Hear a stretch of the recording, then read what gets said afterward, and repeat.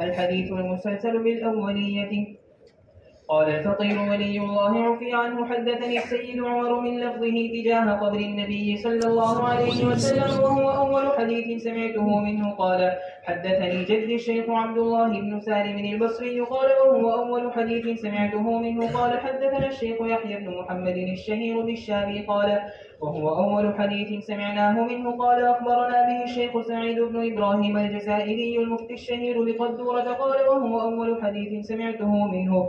قال أخبرنا به الشيخ المحقق سعيد بن محمد المقبري قال وهو أول حديث سمعته منه عن الولي الكامل أحمد حج الوهراني قال وهو أول حديث سمعته منه. قال عن شيخ الإسلام العارف بالله تعالى سيد إبراهيم التازي قال وهو أول حديث سمعته منه. قال قرأته على المحدث الرباني بالفتح محمد بن أبي بكر بن الحسين المراغي قال وهو أول حديث قرأته عليه.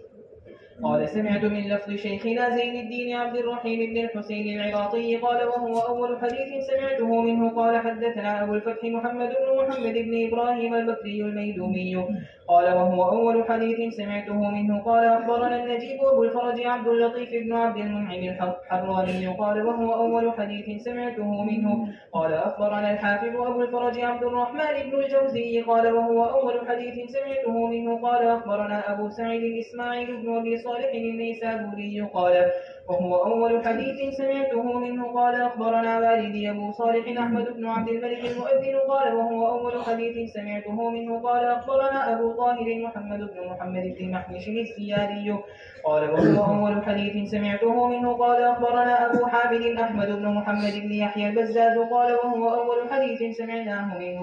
قال حدثنا عبد الرحمن بن بشر بن الحكم قال وهو أول حديث سمعته منه. قال أخبرنا سفيان بن عيينة قال وهو أول حديث سمعته منه عن عمرو بن دينار عن أبي قابوس مولى عبد الله بن عمرو بن العاص عن عبد الله بن عمرو بن العاص رضي الله تعالى عنهما وعنهم أن رسول الله صلى الله عليه وسلم قال الراحمون يرحمهم الرحمن تبارك وتعالى ارحموا من في الأرض يرحمكم من في السماء.